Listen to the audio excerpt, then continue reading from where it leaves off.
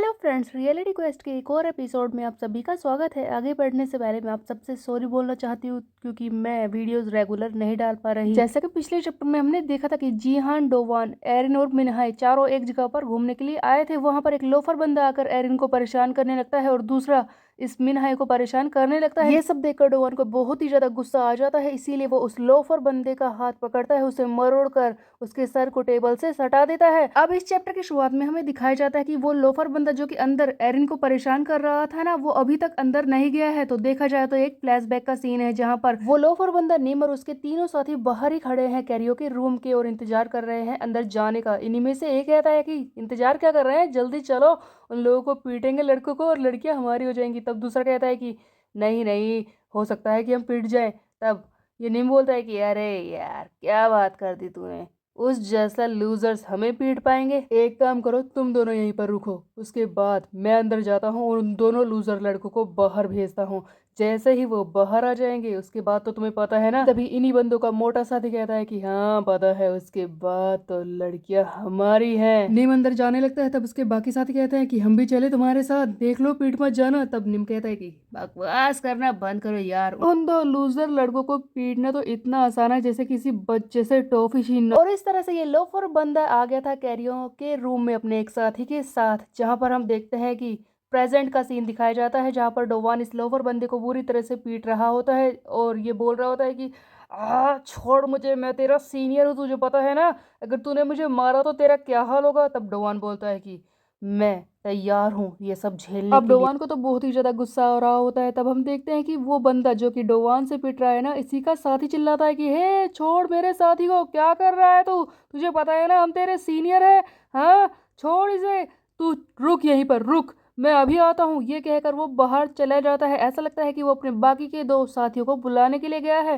तभी हम देखते हैं कि डोवान उस लोफर बंदे के सर को बुरी तरह से टेबल पर दबा रहा होता है, जिस पर ये लोफर बंदा चिल्ला रहा होता है कि छोड़ मुझे, तुझे पता है ना मैं तेरा सीनियर हूँ, सीनियर हाई स्कूल से ही हूँ मैं, छोड़ मुझे, तेरी जिंदगी नर्क बना दूंगा मैं जब तू स्कूल में आएगा, छोड़ दे मुझे। तब डोवान बोलता है कि चुप बे, मैं देख लूंगा जो तू करेगा, वैसे भी तुम लोगों ने ये सब शुरुआत की है, तुम मुझसे सीनियर हो, अपर क्लास मैन हो, तो इसका मतलब क्या है कि तुम किसी भी लड़की से पास आकर बैठ जाओगे, जबरदस्ती उसे चिपकोगे, हाँ, और उसे एक अजीब सी कैंडी खाने पर मजबूर करोगे, ये तुम्हारा तरीका है। तब वो लोफर बंदा एरिन की दोस्त मिनहाई को बोलता है कि ये तुम ऐसे चुप क्यों बैठी हो, रोको अपने इस दोस्त को, देखो अगर मुझे कुछ भी हुआ तो मैं डांस क्लब में जाकर सब कुछ बताऊंगा ही और तुम्हारी जिंदगी मैं नर्क बना दूंगा वहां पर, तुम्हें पता है ना तुम्हारा क्या हाल होगा।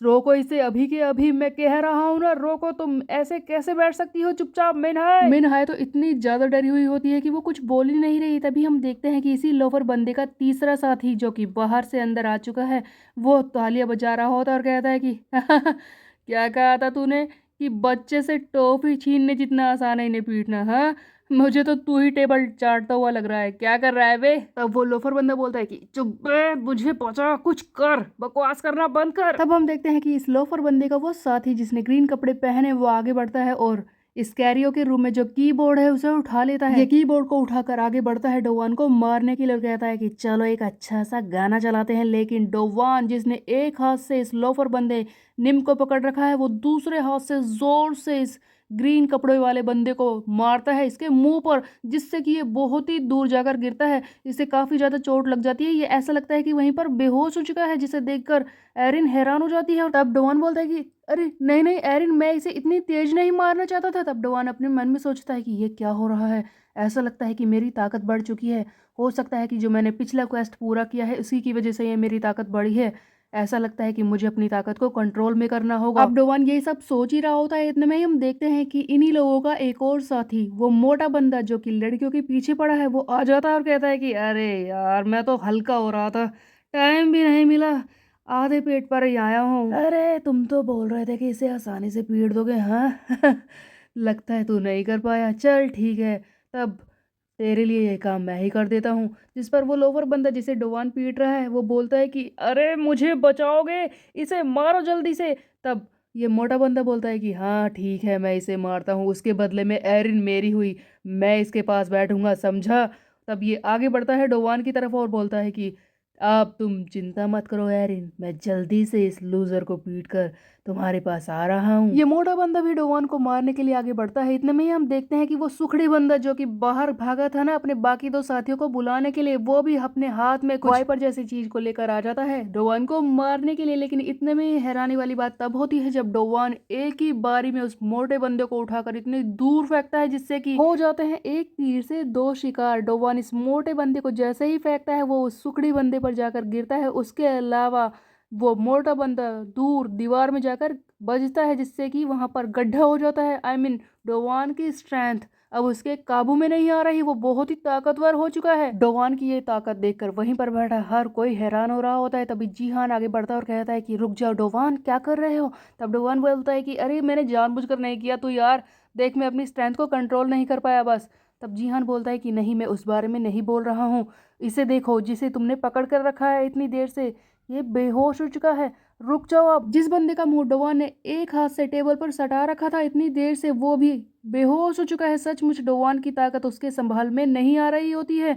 तब डोवान कहता है कि सचमुच इस ताकत को कंट्रोल करना बहुत ही मुश्किल है। अब एक तरह से लड़ाई खत्म हो जाती है, इसीलिए सभी लोग अपने घर जाने के लिए वहां से निकल पड़ते हैं। रास्ते में डोवान बोल रहा होता है कि लगता है आज मैंने कुछ ज्यादा ही कर दिया, जिस पर एरिन कहती है कि नहीं डोवान, इसमें तुम्हारी कोई गलती नहीं है, उन लोगों ने ही ये सब कुछ शुरू किया था। तब डोवान बोलता है कि हाँ वैसे तुम कह तो सही रही हो, लेकिन वो बंदा जिसे मैं मार रहा था उसने क्या कहा था कि वो मिनहाई के साथ सेम क्लब में है, डांस क्लब में। आगे चल के वो लोग इस मिनहाई को परेशान कर सकते हैं। अब मैं क्या करूँगा, वो लोग इसके साथ कुछ भी कर सकते हैं। तब एरिन अपनी दोस्त मिनहाई से बोलती है कि देखो मिनहाई, अगर तुम्हारे साथ कुछ भी हो ना तुम्हें सबसे पहले आकर मुझे बताना है, समझी। मिनहाई काफी ज्यादा डरी हुई है लेकिन फिर भी वो बोलती है कि तुम चिंता मत करो एरिन, मेरे साथ कुछ भी नहीं होगा, मैं अपना ध्यान रखूंगी।